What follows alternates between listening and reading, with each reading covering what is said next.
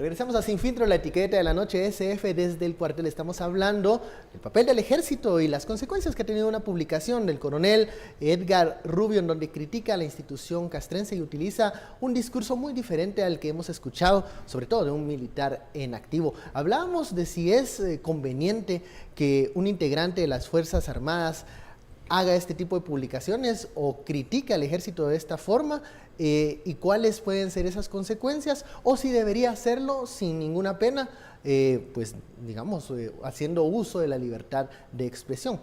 Del papel del ejército nos quedamos también con el pendiente de que debe tener o no debe tener una ideología, debe ser utilizado por los poderes de turno, las administraciones de turno, debe ser una institución que vigile la soberanía nacional y que sea apolítica y que no pertenezca a ningún sector determinado.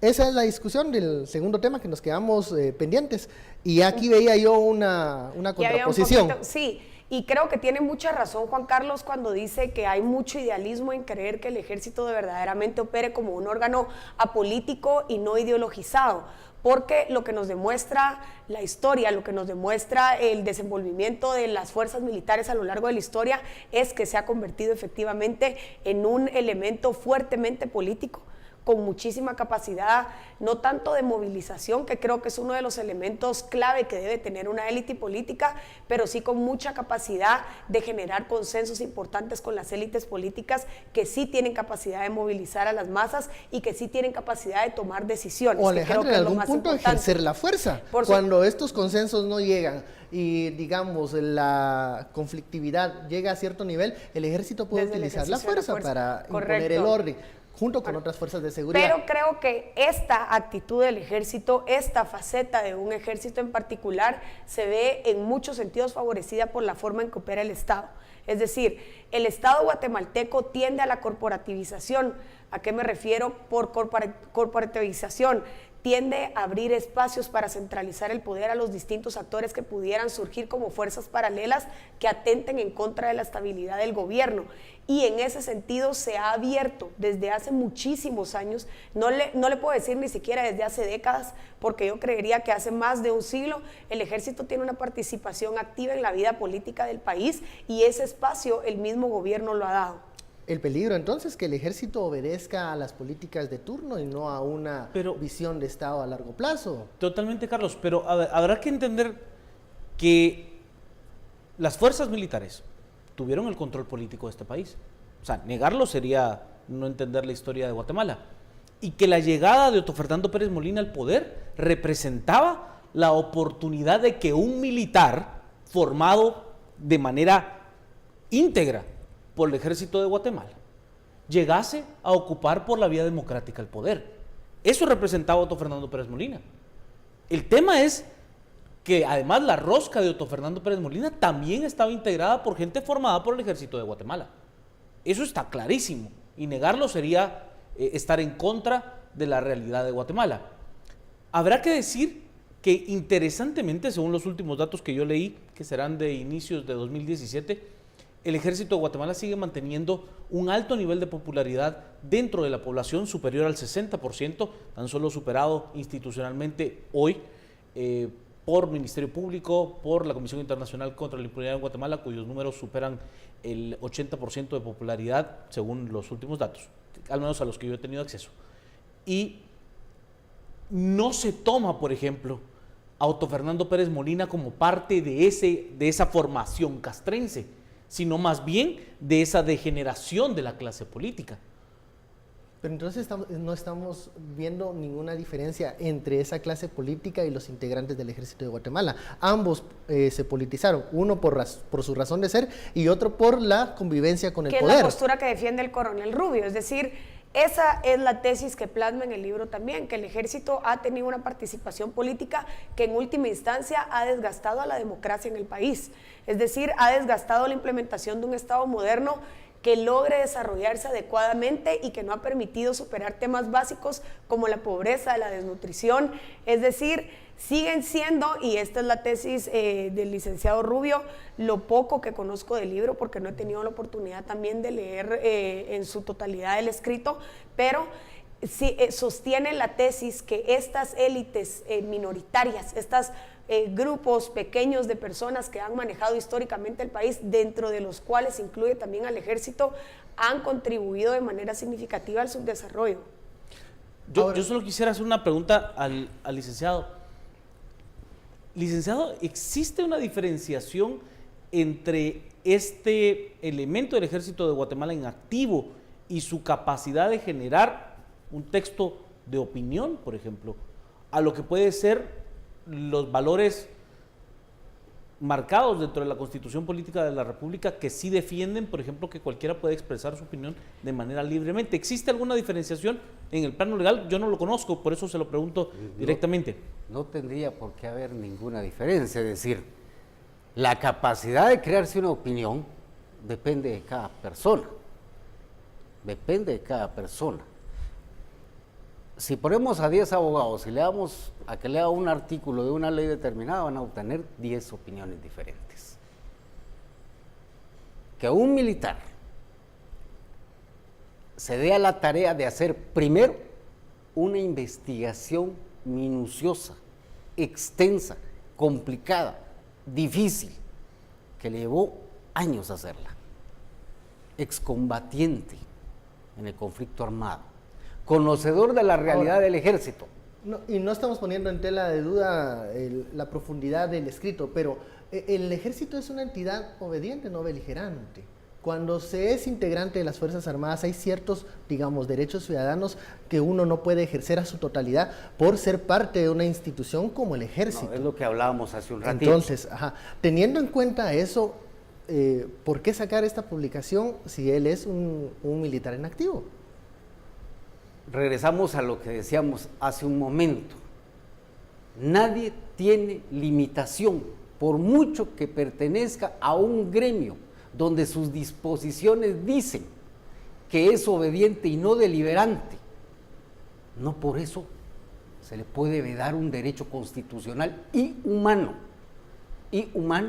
de exponer sus ideas. Este libro hubiera pasado desapercibido, hubiera pasado sin que, como se han escrito muchos otros. ¿Cuántos militares no han escrito libros? Muchos. Habría que decir también que utilizan un lenguaje distinto para referirse a la versión de la participación histórica del ejército en la vida política del país. O sea, ¿fue eso lo que molestó? Yo creo que sí. Yo sí veo una Yo creo que lo que molesta política es que hay una versión distinta de lo que tradicionalmente hemos leído por parte de los militares que escriben. Exacto. Ese es el punto. ¿Qué es lo que sucedió aquí? A mi criterio. Eso lo tendría que decir el autor. Que no puede decirlo en este momento.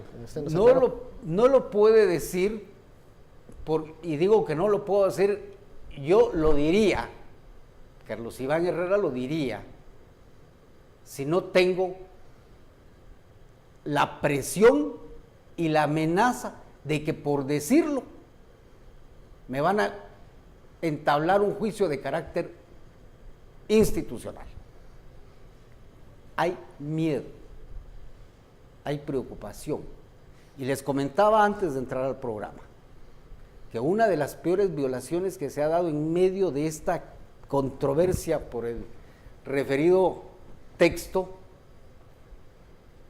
el libro no habla ni ataca al ejército como tal, lo he dicho varias veces, no lo ataca.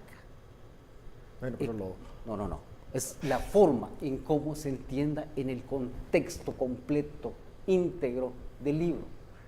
Hace un análisis histórico desde el nacimiento de la República, todas las fases, las etapas históricas de este país, con presencia del ejército. Cómo la oligarquía de este país ha utilizado a las cúpulas militares para que a su vez pongan a disposición a toda una institución que es el ejército.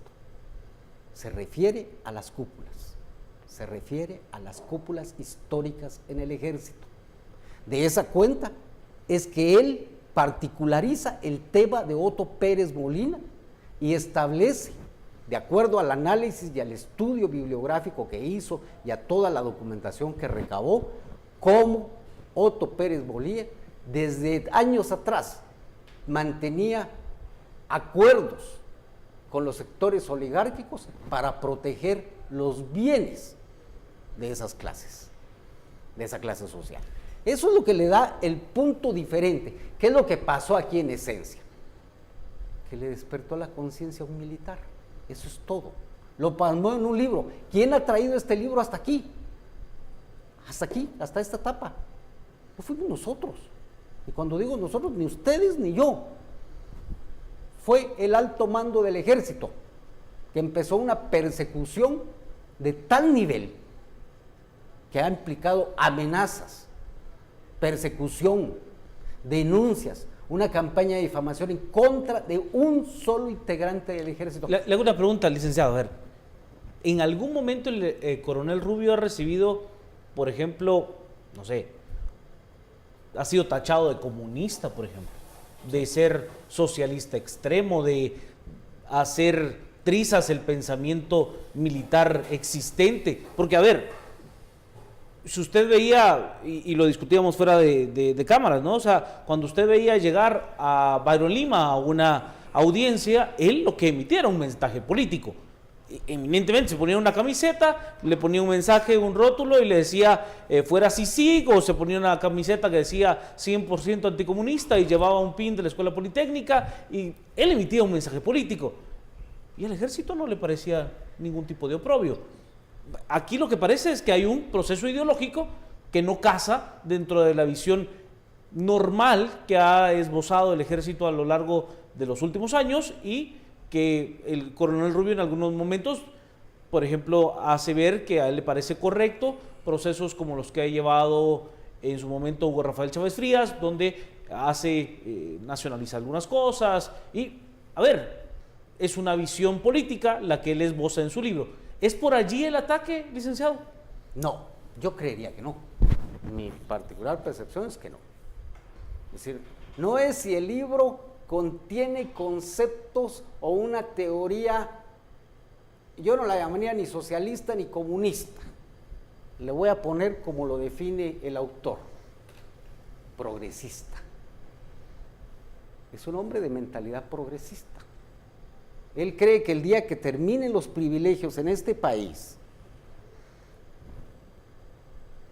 a la oligarquía, en ese momento, no solo a la oligarquía, hay grupos que se mencionan. ¿Esos privilegios son reales al día de hoy? Me pregunto, licenciado.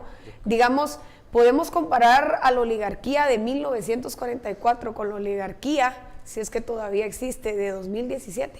Yo creo que es la misma oligarquía desde antes de la conquista. Yo, Carlos Iván Herrera, creo que es la misma oligarquía desde antes de la independencia de este país. Son los mismos nombres, las mismas figuras, los mismos apellidos, tal como le explica el autor en el libro. Con el mismo poder en la esfera política guatemalteca. Si no es que más. Bueno, vamos a una pausa. La etiqueta SF desde el cuartel. Seguimos conversando sobre esta publicación y la polémica que se ha generado en torno a la figura del Ejército de Guatemala. Volvemos.